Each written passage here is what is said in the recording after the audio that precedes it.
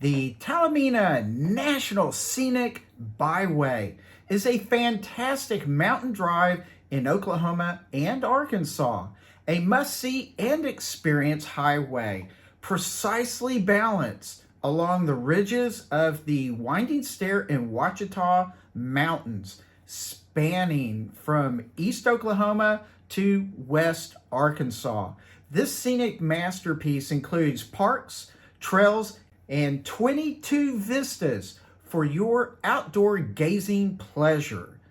The Talimena Scenic Byway takes a good hour and a half to, well, maybe up to 5+ hours to drive, well, when mixed with other activities. The full drive is a 54-mile roller coaster experience for everyone to enjoy. Hey, I also have a lot of links down below regarding just general information that I found for you, a nice little guide, maps, and a little bit more. So, and a very quick note for you is if you own a big vehicle, a big rig, then this is not a good road for you at all. The grade is well over 6% in many areas of the road. The road is known more for motorcycle rides and just vehicle trips, excursions, people going out to the trails and things like that. There are a lot of overhanging trees and, like I said, a lot of steep elevation changes. The road itself is also fairly narrow, so large trucks, not too good for you guys. So please be aware of that. The Talimena National Scenic Byway is a road that crosses the Oklahoma and Arkansas border. So one endpoint is on the west side, Talimena, Oklahoma. The other endpoint is in Mena, Arkansas. In Talimena, it begins at the intersection of Highway 1 and 271. In Mena, it begins at the intersection of 71 and 88.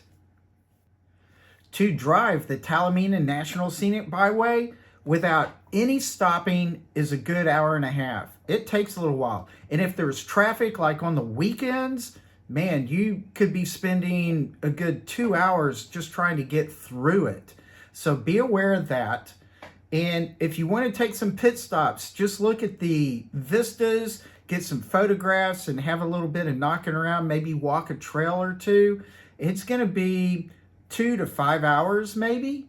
So it can take a little while. And then if you've got other activities, if you go to the Queen Wilhelmena State Park and knock around there for a while, it's going to be pretty much a daytime trip. There is one thing that I think is wonderful about going to this byway. It's free. You might ask, why should the Talimena National Scenic Byway pique my interest? Yes, that was a bad joke.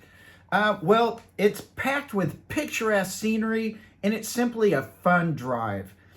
The 22 vistas, well, you can't see through them all, but they're really good for photo ops of all variety. And it's just, there's parks. Go to the parks, knock around there. People love doing that. You can take a lot of nature walks and just go hang out and have some fun. So very nice forested peaks and valleys and lakes and streams and whatnot, all through this Ouachita National Forest.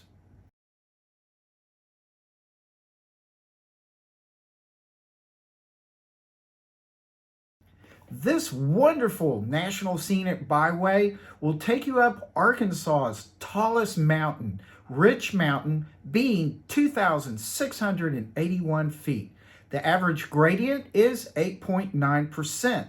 The steepest grade is somewhere around 13%, and the drive takes you up 744 feet as high as 2,300 53 feet. The road is somewhat twisty in several areas, and all of this just contributes to the fun, especially for the bikers, the sports car drivers, and just people out for a really fun mountain drive. I have a quick side note that for those of y'all who are really interested in mountain drives and all the neat scenery throughout at least Arkansas, this Talimena National Scenic Byway can be a part of a whole long drive for all of y'all. It connects with Highway 71, like I said before, and when you go north on Highway 71 out of Mena, you are going to be driving the west-northwest scenic byway, basically. So that is a really nice drive. My wife and I, we use 71 to connect to Highway 23 in Arkansas. Well, what is Highway 23 but the Pig Trail? A really cool another mountain drive. So, of which I've done several videos on that really neat road as well. So, really important, 2 more roads connected to the Talimena National Scenic Byway. This Highway 71 west-northwest scenic byway and Highway 23, the Pig Trail, both of which are in Arkansas. Well, what do you think is the best time to visit this really cool scenic byway? It's the same as every other national park, mountain drive, whatever. They're always avoided during the winter. So, you know, this again, it's late spring all the way through fall. And most of the people for this drive, I mean, I like the drive all the time, but most people say, oh, it's best during the last week or so of October through the first weekish of November, all because of the leaves changing. So there you go. Pretty typical timing for this thing. Well, how about a little bit of information on the reviews? Because this is ultimately pretty important. And here again, very typically, it rates a 4.6 from Google, TripAdvisor, and probably anywhere you look. So very common rating in general. I saw a couple of bad reviews that were given, so I wanted to look at them and see what they said. One, it's weird. People go out on the road and they have a bad time because it's either rainy or foggy or whatever. Well, that's not the road's fault.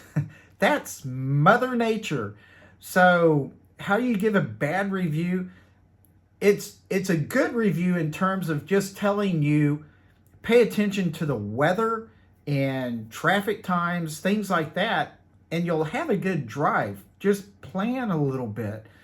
The second bad review I thought was also a little bit goofy because it was from a very large RV driver, a big diesel motorhome RV. This guy complained that the roads were too steep and tree branches hit his vehicle. You know, so if you have a huge vehicle, then expect problems while driving practically any major or serious mountain highways or byways. Steep climbs, trees, these are always natural phenomena that you in big vehicles will encounter. So a bad review, it should be more of just a review. Hey, if you've got a huge vehicle, be careful of this, and this. That's all it has to be. So I quote Outdoorsy. Consider your RV size. While the byway is generally RV friendly, some larger RVs might find the turns and narrow sections challenging. Well, yeah, no duh. Check your RV's specifications and your driving experience key before making the drive. Now, I'm not an RV person. I'm a sports car kind of guy.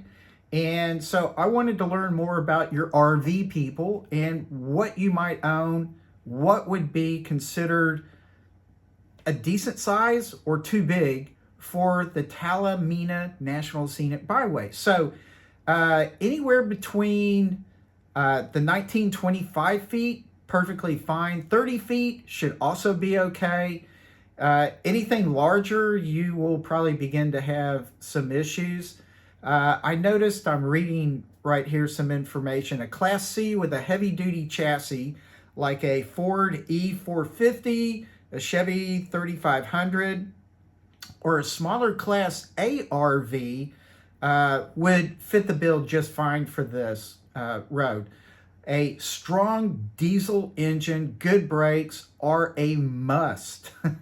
So remember, the grades will be over that classic RV 6%, maximum road gradient.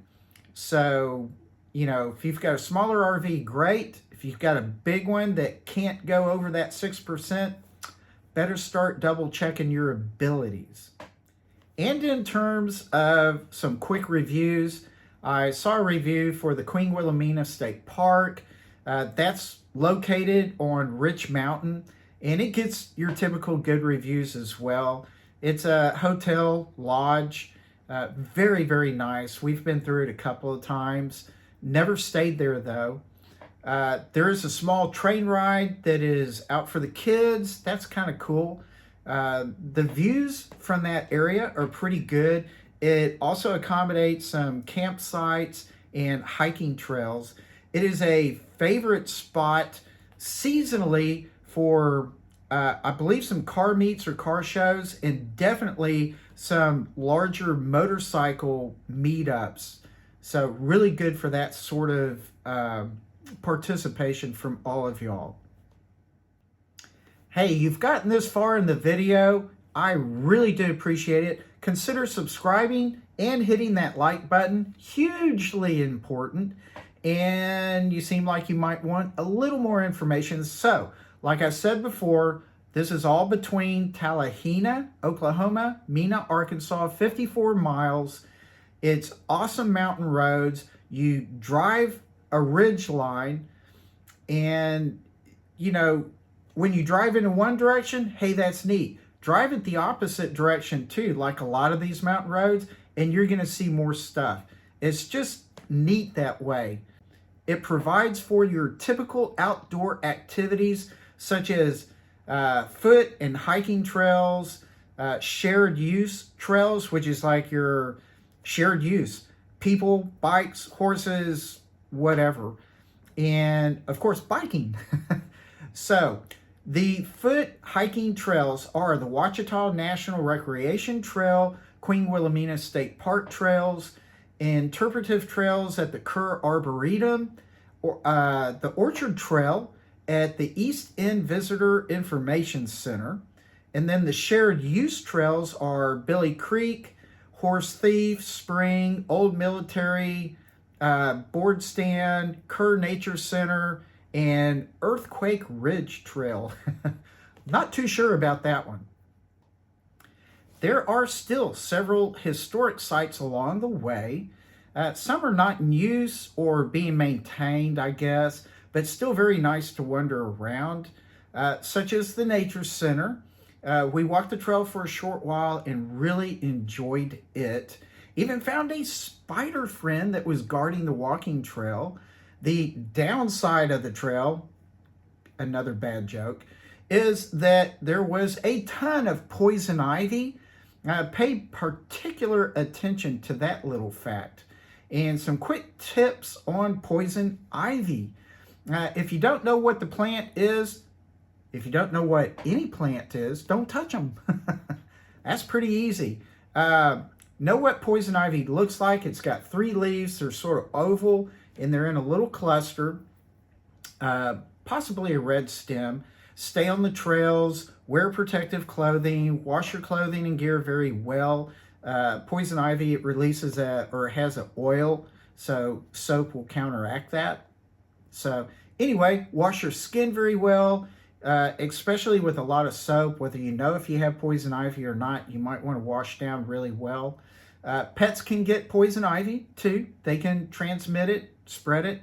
So anyway, just a few little things there to think about. We also walked down to an old cemetery, which we thought you might want to see a little bit of that as well. So here we go on that little trail.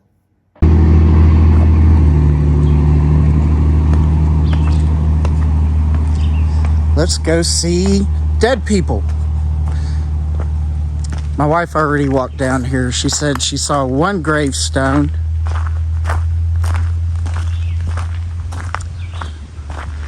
Being on a mountain,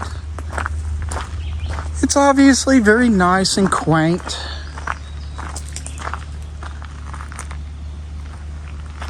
And again, watch out for poison ivy. This doesn't look quite as bad. There's a few flowers. We've seen some birds that look like black-capped chickadees. Seen some little bluebirds. Blue. Not indigo buntings, but blue birds. Some more flowering weeds. Very nice. Coming up to a clearing.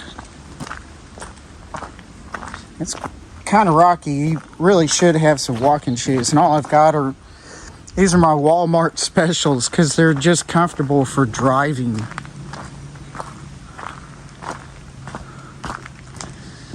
Okay. Ouachita Trail. I presume that's how you pronounce it. Go that way, get lost and eaten by a bear or a cougar. And I guess this old railing kind of corral area is the cemetery. Let's see if there's something up here on this board. Pioneer Cemetery. So there you go. I'm not going to read the whole thing. I'll get a photograph. Here's some names. Redbird, Williams. Interesting. Witherspoon. All right, so pretty cool. Let's go walk around, check it out, stay on the trail. Looks like where these rocks are, perhaps, you know, maybe that's a grave here. Kind of hard to tell. Some of those, I'm sure those are rocks just for erosion, most likely. But that rock up here, you can see other little rocks put on top of it, so you know that's probably a grave. And another one. So there's a couple right there. Another one here. Can't read the markers. But they may just be stones from the ground, anywho. So, a little spot here, there, another spot up there. Here's some. That's interesting. A few more right up here. Several. So, Bill Heffley, 1866, 1952. Well, that's interesting. Must be a member of the family for being buried that recent. So really, man, can't ask for much more of a peaceful cemetery. This is fantastic. Looks like some sunflowers over here.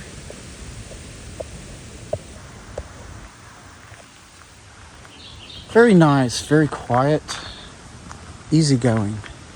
All right, back to the car and finish up this drive. We're headed to the Wilhelmena, Queen Wilhelmena area and hotel, park, all that good jazz. So let's traipse on up there. A little bit of the background history of this scenic byway, just for grins and giggles. The road was opened in 1969 as Oklahoma State Highway 1 and dedicated in 1970. But the route became a national scenic byway as a result of public requests back in 1985 and from a scenic byway program in 1988. The route was designed already back in 1989, and it follows two truck trails that were originally built and maintained by the Civil Conservation Corps from the 1930s. I mean, the road's been there for a long time. God, that's almost 100 years now. So it was funded by federal public highway funds from between 1964 and 1969, finally designated as a National Scenic Byway in 2005. Hey, we're all adults. We know how to plan and do things. And probably most of y'all have been on plenty of mountain drives and you know right from wrong. But I'm going to go ahead and tell you about some preparation ideas anyway. So use the bathroom and get your car fueled up before traveling, before driving this road. There are no gas stations or convenience stores along the way. There are some public restrooms, so like at the ranger stations, the visitor information stations, and maybe a few other, park locations, places like that. The gas stations in Talimena, Oklahoma, and Mena, Arkansas are most likely not going to have anything better than 91 octane. So for those of y'all who want or need 93 octane, you better take some octane boost with you. So that way you can upgrade that gasoline that your car loves so much. Take some food or snacks, definitely some water. It's just, there's not many vending machines. There are a few around, like at the Queen Wilhelmena Lodge. So anyway, something to think about there if you like to snack. The road can be a little bit rough. It's not great on the maintenance scale. So motorcycles and your serious sports cars, consider that. There's nothing that's going to harm you or your vehicle. It's just you don't want to be, speeding around and then all of a sudden coming up on this stuff.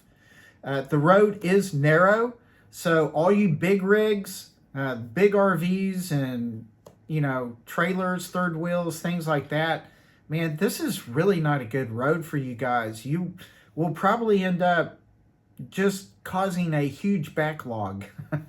So anyway, it is your typical mountain drive. You've got to check the weather. Just simple. Check the weather before going. They might shut down the road, especially if it's really hard rains or ice, snow, things like that. But they may not shut it down if it's foggy. And that's really important to know on all these mountain drives. You can suddenly come up against some rain and fog, and it can really mess you up. So be careful with that. I did look for accidents, and I really didn't see that much. There's accidents, in Talimena and Mena, Arkansas, things like that. But as far as the road itself, the scenic byway, I really didn't see anything because it is such a slow road to begin with. I think the speed limit's like 35 miles an hour, maybe 45 at the max on a few little sections. And one last thought is keep an eye out for bears. Now you might see some deer. We've seen some deer once in a while, not very often. But you could see some bears on the very lowest elevations. Be very careful. Hopefully they're just scampering across the road, not scampering towards you. So just be careful and think about that sort of thing. thank you so much for watching this video. I hope you've enjoyed it and maybe gleaned out a little bit of information from this and from my research. Remember, I've got links down below that might help you out a little bit. So it's a really neat road. I think you're going to have fun driving it, as well as if you're going to make it a part of an excursion through Arkansas and maybe parts of Oklahoma as well. It's a really nice road, as are most of your mountain drives. So thank you so much for watching. I really, really do appreciate it. I really do. Please consider subscribing. Hit that like button. It is extremely helpful. And please relax. Take it easy. Be a motoring fanatic. Have fun out there on the road. And I will see you later. Bye.